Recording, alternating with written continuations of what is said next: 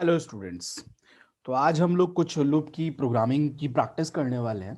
तो उसी सीरीज में हम लोग जो पहला लेक्चर देख रहे हैं that one is, listen carefully, हम लोग जो पहला क्वेश्चन देख रहे हैं that is write a C program to print digit addition of a number. Digit addition of a number, हम लोग कुछ ऐसा प्रोग्राम पढ़ने वाले हैं। पहले तो मैं इसका बेसिक आइडिया आप लोगों को समझाते हैं। तो एग्जैक्टली इस प्रोग्राम का टारगेट ये है कि सपोज दैट अगर आपने कोई नंबर इनपुट किया 123, तो इसके जो इंडिविजुअल डिजिट है, सपोज दैट 1 + 2 + 3, इसका जो फाइनल सम है 6 आने वाला है। एग्जैक्टली हमें ये प्रिंट करना। तो पहले तो मैं इसका मैथमेटिकल लॉजिक आप लोगों को बता देता हूँ, उसके बाद ही हम लोग आगे बढ़ने वाले हैं। तो खास बात ये है कि अगर 123 की बात करें तो 123 में, लेकिन 123 में हमें 3 कैसे मिलने वाला है, या फिर हमें 2 की जरूरत पड़ेगी, या फिर हमें इंडिविजुअल डिजिट 1 की जरूरत पड़ेगी। तो एक सिंपल सा लॉजिक है, अगर 123 को कोई भी नंबर अगर उसको 10 से डिवाइड करते हैं तो रिमाइंडर कितना आता है? 3 आता है। उसके बाद खास बात यह है कि दो ऑपरेटर होते हैं, एक मॉड ऑपरेटर होता है, एक डिवीजन ऑपरेटर होता है। मॉड ऑपरेटर आपको क्या बताता है? Remainder after division. और डिवीजन आपका डिवीजन का नॉर्मल रिजल्ट आता है, जो डिवीजन का रिजल्ट आता है। तो 123 को अगर 10 से डिवाइड करोगे तो ये जो रिजल्ट है ये मॉड का रिजल्ट है। और जब 123 को 10 से डिवाइड करेंगे, डिवीजन का रिजल्ट आएगा, कितना बार जाएगा? 12 बार जाएगा। हमें करना ये है कि जो 12 बचा उस 12 को अगेन 10 से डिवाइड करना है। और 10 से जब डिवाइड करोगे तो रिमाइंडर कितना आएगा? इस बार 2 रिमाइंडर आएगा, करेक्ट। और जो डिवीजन का रिजल्ट आएगा वो क्या आएगा? 1। और अगेन इस 1 को उठाना है, 1 को अगेन 10 से डिवाइड करना है। इस बार ही रिमाइंडर क्या आएगा? 1। और जो डिवीजन का रिजल्ट आएगा वो कितना आएगा?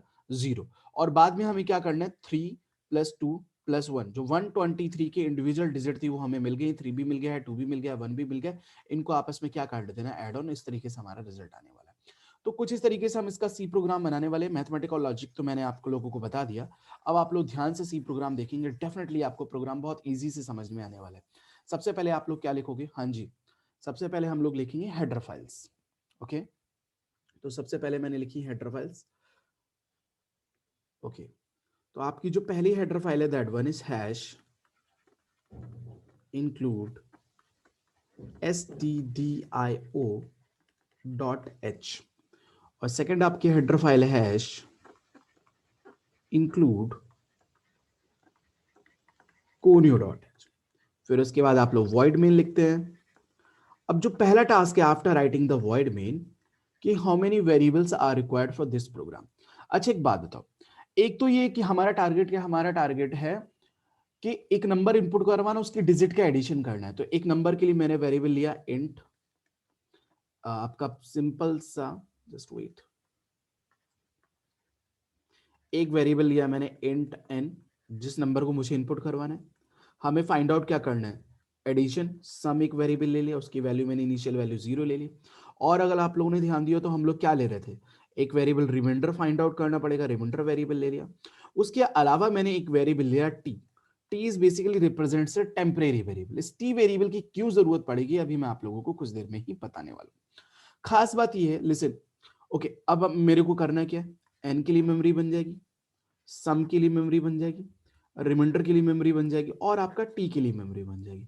ये एन के लिए मेमोरी होगी, ये सम के लिए मेमोरी होगी, ये रिमाइंडर के लिए मेमोरी होगी, ये टी के लिए मेमोरी होगी based on the size of the data type.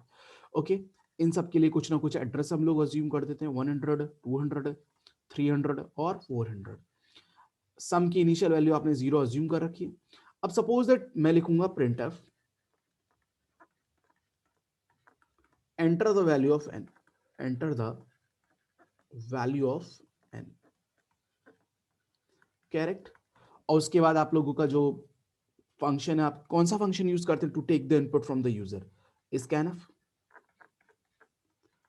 How many time परसेंटाइलिटी? 1 परसेंटाइलिटी। और हमें किसकी वैल्यू इनपुट करवानी है? एन की वैल्यू इनपुट करेंगे।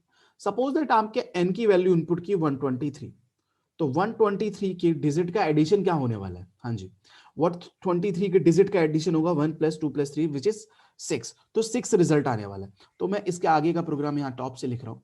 अब खास बात आप लोग ध्यान से लोगो, मैं क्या कर रहा हूँ? ये जो टी मैंने टेम्परेरी वेरिएबल लिया, मैं अगर लिखता हूँ टी इक्वल्स टू एन, तो रूल के according the value of n is assigned to t। तो अगर 123 n की वैल्यू तो t की वैल्यू भी क्या हो जाएगी 123 हो जाएगी। मैं एग्जैक्टली करने ये वाला हूं, लिसन एवरीबॉडी, मैं सारे ऑपरेशन बजाय n पे परफॉर्म करने के सारे ऑपरेशन t पे परफॉर्म करूंगा, जिससे original value of n save रहे। क्यों, ध्यान से देखो। अच्छा एक एक बात बताओ, 123 के ऊपर क्या क्या ऑपरेशन करने हैं? 123 को 10 से डिवाइड करना है, हाँ जी, और इसके बाद जो रिमाइंडर आया उसे ऐड कर लेना बार बार, मैंने यही करना है। तो एक बारी मैं लूप के थ्रू आपको समझाने की कोशिश करूंगा। व्हाइल क्या एग्जैक्टली लिखेंगे? t की value is not equal to zero. जब तक t की वैल्यू जीरो ना हो तब तक मैं क्या करता रहूं? सबसे पहले रिमाइंडर फाइंड आउट करूं। रिमाइंडर कैसे निकलेगा? जो ओरिजिनल नंबर t है उसको मॉड में किससे निकालूं? 10 से निकालूं। उसके बाद जो भी रिमाइंडर आए उसे कहां ऐड ऑन कर दूं? सम में ऐड ऑन कर दूं। Sum equal to sum plus reminder.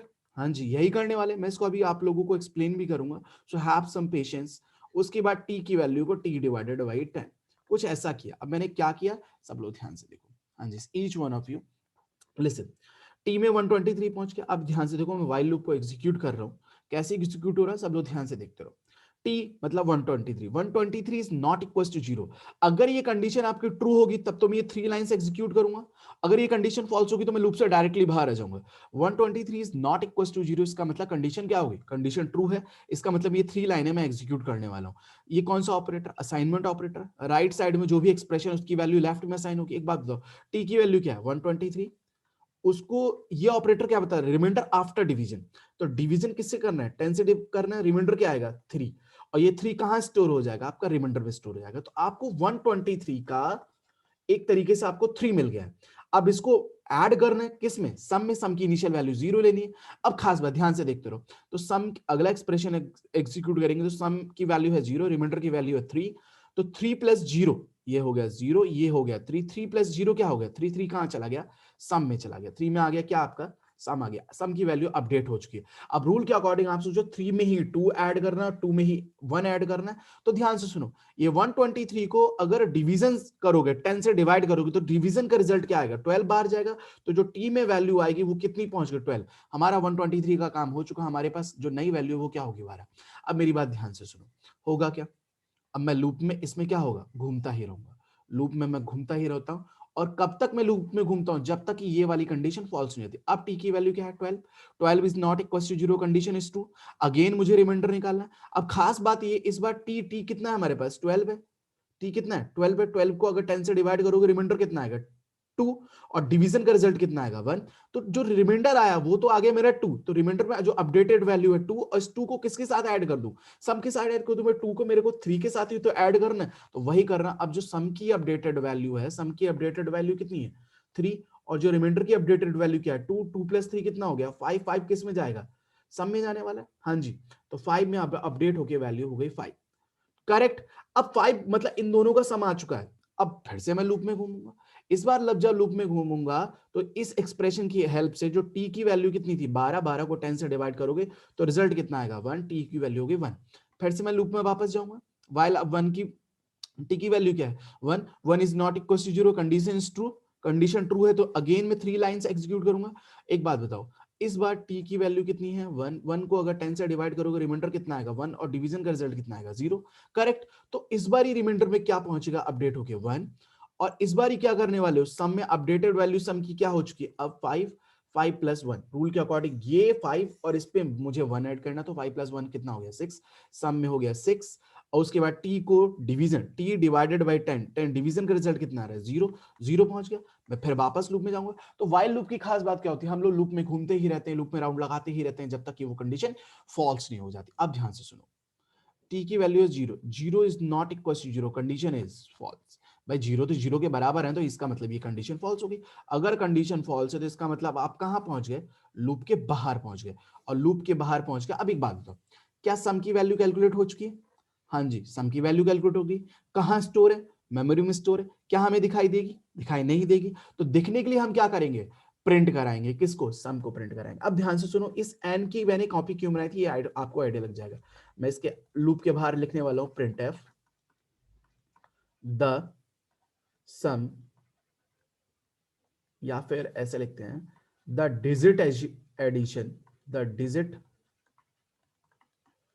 Addition of percentile d is percentile d. अब दिमाग लगाओ भाई, मैं यहां पर डी क्या लिखूंगा, एन कॉमा सम। अब ध्यान से दोनों सुनो भाई, रूल के अकॉर्डिंग ध्यान से सुनो भाई, सभी लोग लिसन। स्क्रीन पे लिख के आएगा the digit addition of first percentile d किससे रिप्लेस होता है, पहले वेरिएबल से। सेकंड परसेंटाइल डी किससे रिप्लेस होता है, सेकंड वेरिएबल से। द डिजिट एडिशन ऑफ, अगर मैं एन पे ही सारे ऑपरेशन परफॉर्म करता, ध्यान से सुनो, अगर मैं एन की कॉपी टी में नहीं बनाता तो यहां क्या लिखता, n is not equal to zero, n mod 10, तो एन की वैल्यू लास्ट में क्या हो जाती है, जीरो। तो मैंने बजाय एन पे सारे ऑपरेशन परफॉर्म करने के, मैंने एन की कॉपी बना ली जिससे एन सेव रहे। क्यों, लास्ट में प्रिंट कराने के लिए डिजिट एडिशन ऑफ n की वैल्यू 123 इज, सम की वैल्यू है 6, तो लिख के आया the digit addition of 123 is 6। तो इस तरीके से आपका ये बेसिक प्रोग्राम है। तो सिंपल सा लॉजिक है, अगर आप लोग ध्यान दे पाए, सिंपल सा, हर बारी क्या करना है, 123 है, इंडिविजुअल डिजिट को फाइंड आउट करने के लिए हमें क्या करना है, 10 से डिवाइड करना है, रिमाइंडर निकल जाएगा 3, उसको प्रीवियस वन में सम में अपडेट कर देना है, ये सम में ऐड हो जाएगा, अगली बार रिमाइंडर मिलेगा 2, वो सम में ऐड हो जाएगा, अगली बार रिमाइंडर मिलेगा 1, वो सम में ऐड हो जाएगा। तो यहाँ रिमाइंडर फाइंड आउट कर रहे हैं, यहाँ सम अपडेट कर रहे हैं, और यहाँ जो ओरिजिनल नंबर जो न्यू हमें चाहिए, जैसे पहले 123 से काम था, 10 से डिवाइड कर दिया 12 मिल गया, फिर क्या मिल गया 1 मिल गया, फिर क्या मिल गया 0। तो इसी तरीके से आपका प्रोग्राम हो जाएगा। होपफुली आपको चीजें समझ में आ रही है। हाँ जी,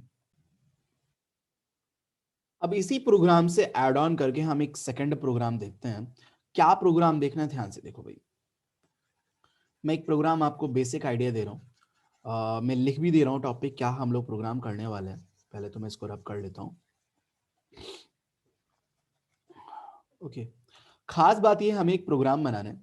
उस प्रोग्राम का नाम कुछ इस तरीके से, आप लोग ध्यान से देखें कि राइट अ सी प्रोग्राम, ये सेकंड प्रोग्राम है, पिछला वाला प्रोग्राम हो चुका है। Write a C program to check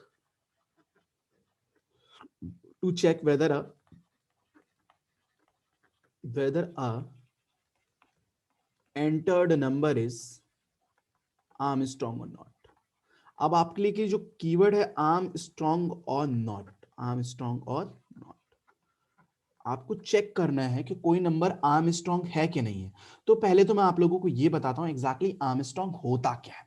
तो ध्यान से सुनो भाई, अगर कोई भी नंबर है, लिसन केयरफुली, अगर जैसे सपोज दैट मैंने एक नंबर लिया 153, इसकी ईच डिजिट के क्यूब का सम, जैसे 1 cube plus 5 cube plus 3 cube, अगर ये ओरिजिनल नंबर के बराबर होता है तो ये क्या होगा, आर्मस्ट्रॉन्ग नंबर। जैसे 1 का क्यूब 1, 5 का क्यूब 125, 3 का क्यूब 27, अगर ये सबको सम करोगे तो 153।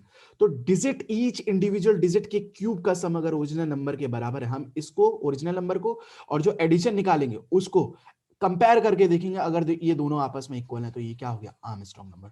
तो हमेशा हमें क्या करना है, हर एक डिजिट को फाइंड आउट करना है, उसका क्यूब करना है, उसका एडिशन करना है, कुछ इस तरीके से हमें प्रोग्राम करना है। तो कैसे करेंगे, अब देखो, अगर ध्यान से आप लोग देख पाओ तो इसी प्रोग्राम में कुछ चेंज होने वाले, क्या चेंज होने वाले, लेट्स सी। देखो एक बात बताओ, रूल के अकॉर्डिंग भाई, एक बात बताओ, जैसे मान लीजिए ये 153 है, तो मुझे पहले 3 चाहिए होगा, करेक्ट। अब फॉर एग्जांपल मैंने एक, जैसे यहां पर n के लिए मेमोरी बनी हुई है, करेक्ट, और यहां पर जो है आपका सम के लिए मेमोरी बनी हुई है, क्योंकि सम भी निकालना है, डिजिट एडिशन क्यूब का सम भी करना होगा, यहां पर रिमाइंडर भी निकालना रहेगा, और यहाँ पर टी भी निकालना रहेगा। सपोज दैट मैंने जो नंबर इंपुट करा है 153 है, उसको मुझे चेक करना है कि वो आर्मस्ट्रॉन्ग है नहीं, उसकी मैंने यहाँ पर एक कॉपी बना ली 153। अब मेरी बात ध्यान से सुनो, इस 153 का मतलब है अगर मैं इसे 10 से डिवाइड कर दूं तो मेरे को पहला रिमाइंडर 3 मिल जाएगा। इस रिमाइंडर का मैं क्या करूं, क्यूब करूं और क्यूब को सम में ऐड करा दूं, करेक्ट। अगली बार मेरे रिमाइंडर क्या मिलेगा 5, उसका क्यूब करूं, उसको सम में ऐड करा दूं। अगली बार मेरे रिमाइंडर क्या मिलेगा 1, 1 का क्यूब करूं, उसे सम में ऐड करा दूं। तो उस पूरे प्रोग्राम में जो पिछला प्रोग्राम था, क्या चेंज होने वाला है, बस ये चेंज होने वाला है, sum equals to sum plus remainder का क्यूब। क्योंकि हर बारी अगर आप लोगों को याद हो, remainder into remainder into remainder, कुछ ऐसा ही होने वाला है। कॉमन सेंस लगाओ आप लोग। हाँ जी, कुछ समझ में आ रहा है कि नहीं आ रहा है, मैं क्या कहने की कोशिश कर रहा हूँ। हाँ जी, थोड़ा सा आप लोग पेशेंस रखो और ध्यान से देखो भाई, वही कि हर बारी रिमाइंडर से क्या मिलेगा आपको, इंडिविजुअल डिजिट मिलेगी, उस डिजिट का क्यूब करना, उसको सब में ऐड करना है। चलिए इस प्रोग्राम को सॉल्व करते हैं। उस प्रोग्राम को सॉल्व करने का मतलब आप लोगों को यहां तक तो, इस लाइन तक तो समझ में आ ही गया होगा कि भाई एन की कॉपी बना दी 153। अब इस 153 में इंडिविजुअल डिजिट का मुझे क्या निकालना है, क्यूब निकालना है। तो देखो करना क्या है, टी को मॉड 10 से निकालोगे तो 153 को अगर 10 से डिवाइड करोगे तो रिमाइंडर कितना आएगा 5। इसका मतलब आपको पहला नंबर मिल गया। इस 5 का क्या कर दूं, क्यूब कर दूं, तो अगली लाइन में देखो रिमाइंडर 5 इंटू 5 इंटू 5, यही तो क्यूब ही तो कर रहा हूं। और पहली बार में स्टार्टिंग में सम की वैल्यू क्या है, 0 ले रखी है, तो 0 प्लस 5 का क्यूब, 5 का क्यूब क्या होगा, 5 है या 3 है, sorry sorry sorry sorry sorry 153 को अगर 10 से डिवाइड करोगे तो रिमाइंडर 3 आएगा। तो 3 का क्यूब करना है, 3 इंटू 3 इंटू 3, तो 3 3 जा 9, 9 3 जा 27, 27 पहुंच जाएगा। इतनी बात आपको समझ में आ रही है? हाँ जी बताइए। तो 27 कहां पहुंच गया, सम में पहुंच गया। और रिमाइंडर में क्या आया हुआ, पहला रिमाइंडर क्या आया था, 3 आया था। अगली लाइन को अगर एग्जीक्यूट करोगे तो जो आपका टी है, टी क्या है इस समय 153, उसको 10 से डिवाइड करोगे तो बार कितना जाएगा, 15 बार जाएगा। तो आपका जो टी की नेक्स्ट वैल्यू अपडेटेड वैल्यू 5। और इस लूप में मैं क्या करूंगा, घूमता ही रहूंगा, इस लूप में मैं घूमता ही रहूंगा। तो अगर इस लूप में आप घूमोगे, ध्यान से देखो भाई, इस लूप में अगर वापस जाओगे तो अब टी की वैल्यू क्या है, 15, 15 is not equal to 0, condition is true, अंदर गए। टी की वैल्यू क्या है इस समय 15 है, 15 को अगर मैं 10 से डिवाइड करूंगा रिमाइंडर कितना आएगा, 5 आएगा। रिमाइंडर कितना आएगा 5, तो रिमाइंडर में जो वैल्यू अपडेट हुई वो क्या अपडेट हुई 5। अब ध्यान से देखो 5 का क्यूब, 5 का क्यूब कितना होगा 125, और उसको सम में ऐड कर देना है। सम क्या है आपका 27, तो 27 प्लस 125 कितना होगा, हाँ जी, सम की वैल्यू अपडेट होके हो जाएगी 152, करेक्ट। और टी को अगर 10 से डिवाइड करोगे, 15 को 10 से डिवाइड करोगे तो बाहर कितना जाएगा 1। इसका मतलब जो अपडेटेड वैल्यू ऑफ टी क्या है 1। पूरा प्रोग्राम वही लास्ट वाला है, बस इतना करना है, बजाय इंडिविजुअल डिजिट को रिमाइंडर को ऐड करने का, रिमाइंडर का क्यूब सम में ऐड करना है। ओके, अब इसका मतलब मुझे क्या हुआ, इस रूल के अकॉर्डिंग अगर ये नंबर है तो 3 का क्यूब मिल गया प्लस 5 का क्यूब मिल गया। अब मुझे क्या निकालना, 1 का क्यूब निकालना, तो वापस जाऊंगा, इस बार टी की वैल्यू क्या है 1, 1 is not equal to 0, condition is true, अंदर गए। तो इस बार किसी डिवाइड करना है, 1 को 10 से डिवाइड करोगे तो रिमाइंडर कितना आएगा 1, तो रिमाइंडर में पहुंच गया 1। अब इस 1 का क्यूब कर लो, अगर 1 का क्यूब करोगे तो 1 आएगा, और 1 को सम में ऐड कर दोगे, सम की वैल्यू क्या है 152, तो रिजल्ट क्या आ जाएगा 153 आ जाएगा। और t को अगर 10 से डिवाइड करोगे तो t है 1, 0 बार जाएगा, तो t रो में क्या पहुंच जाएगा 0। वापस लूप चलाओगे, और वापस लूप चलाने पे क्या होगा, इस बार t की वैल्यू क्या हो चुकी है 0 हो चुकी है, 0 is not equal to 0, condition is false. मैं लूप से क्या चला जाऊंगा, बाहर चला जाऊंगा। अब एक बात बताओ, इतना प्रोग्राम करने के बाद अगर आप लोग ध्यान दो तो क्या हो चुका, सम आपका फाइंड आउट हो चुका।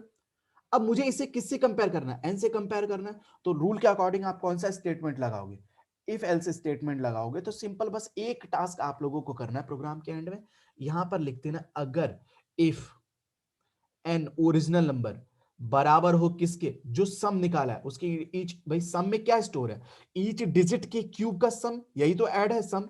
अगर ये दोनों बराबर हैं तो आपको नॉर्मल सा एक स्टेटमेंट लिखना है, printf number is Armstrong, number is Armstrong, correct, number is Armstrong. और एल्स पार्ट में आप क्या लिख दोगे, एल्स पार्ट में लिख दोगे printf number is not Armstrong, number is not Armstrong. मेरी बात सभी को समझ में आ रही है?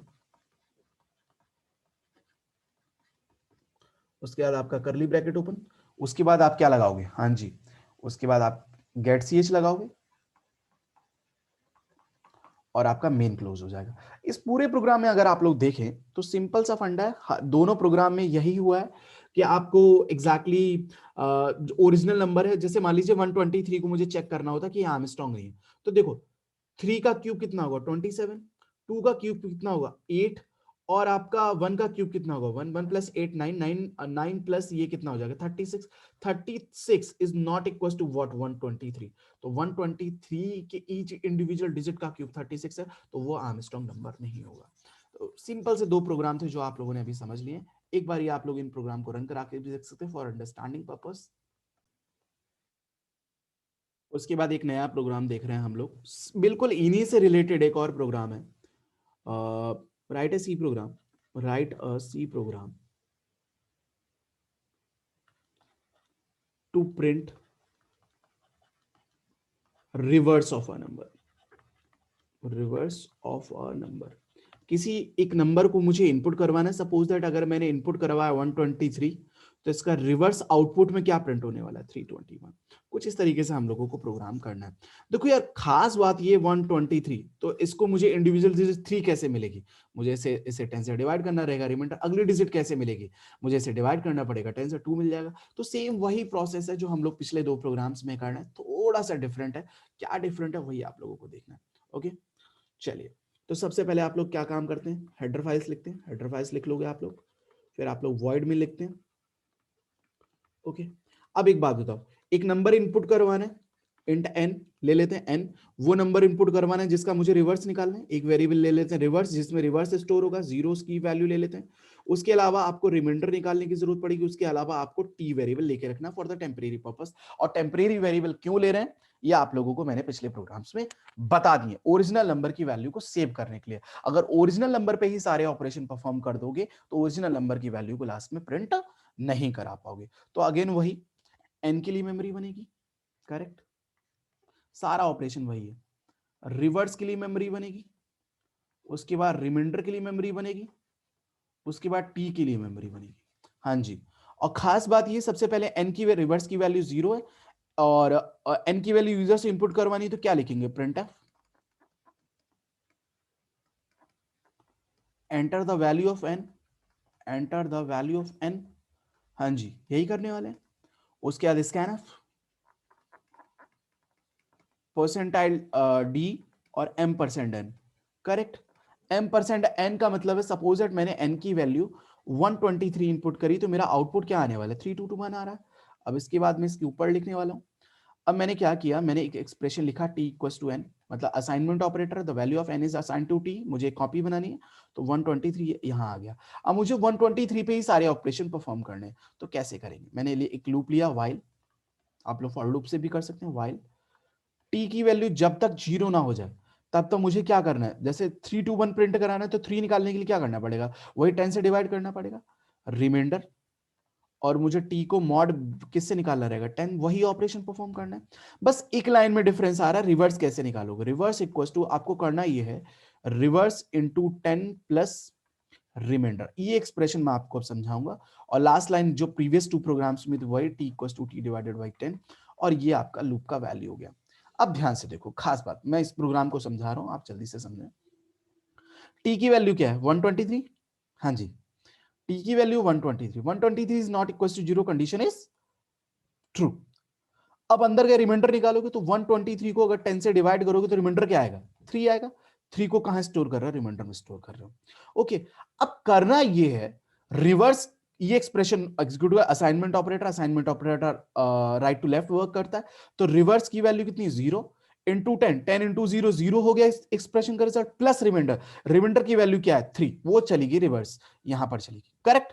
अब t को t से 10 से डिवाइड करोगे तो रिजल्ट क्या आएगा 12, डिवीजन का रिजल्ट 12 है, बार बार जगह ये वैल्यू अपडेट होगी 12। अब ध्यान से सुनना, ये लाइन सेकंड वाली लाइन क्या कर रही है, ध्यान से सुनना।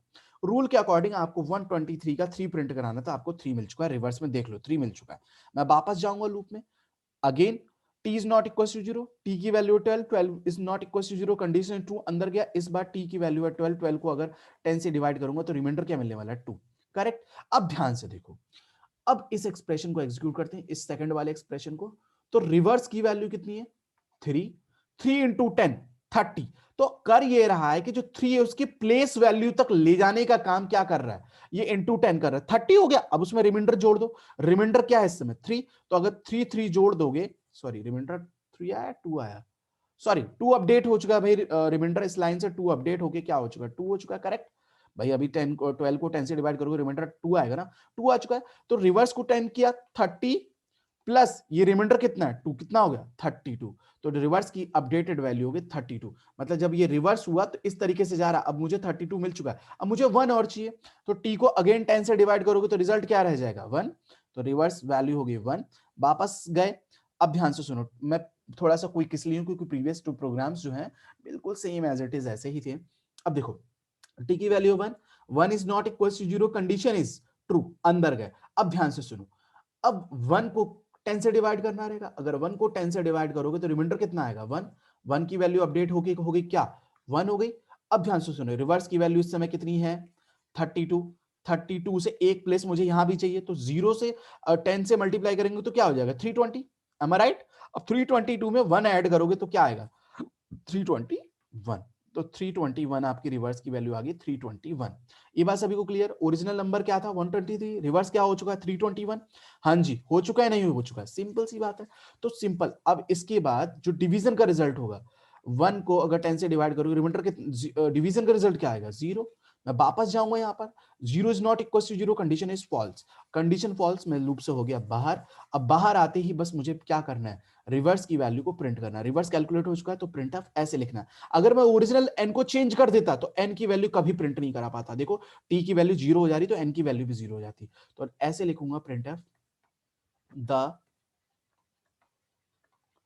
Reverse of percentile d is percentile d. अब थोड़ा सा मैं पॉज ले रहा हूं, बताओ भाई यहाँ क्या आएगा। परसेंटाइल डी पहली वैल्यू एन, कॉमा क्या आएगा रिवर्स, मतलब पहला परसेंटाइल डी रिप्लेस्ड होगा इससे, दूसरा परसेंटाइल डी रिप्लेस होगा इससे, तो आएगा द रिवर्स ऑफ एन की वैल्यू क्या है 123 इज क्या आएगा 321, और यहां लगा दोगे आप गेट सी एच और आपका प्रोग्राम हो गया क्लोज। ओके, क्लियर है सभी को? हाँ जी, सभी को क्लियर है। अब इसी के साथ साथ एक जुड़ा हुआ प्रोग्राम और है, ये सभी ने नोट कर लिया होगा। एक नेक्स्ट प्रोग्राम में बिना ब्रेक के ही इसमें सॉल्व कर दे रहा हूं। ओके, प्रोग्राम का नाम कुछ ऐसे है, क्या नाम है ध्यान से सुनो भाई। प्रोग्राम का नाम कुछ ऐसे है कि write a C program to check whether a entered character is entered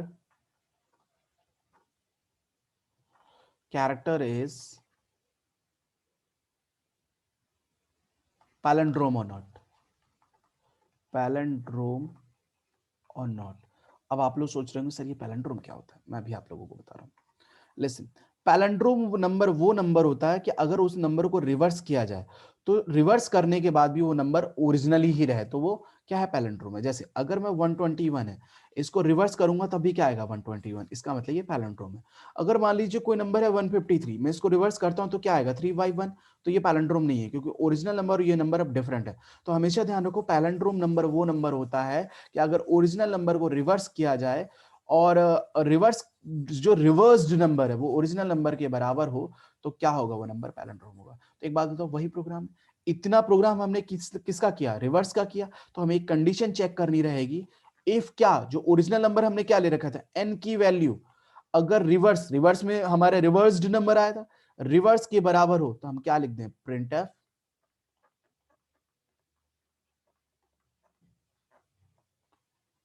enter number is palindrome. Correct, बहुत इजी सा प्रोग्राम हो गया आप लोगों के लिए तो। ओके, और एल्स में क्या करोगे, एल्स में क्या करना है, करली ब्रैकेट लगाओगे, print F number is not palindrome, या आपकी जैसी मर्जी हो वैसे प्रिंट करा सकते हो।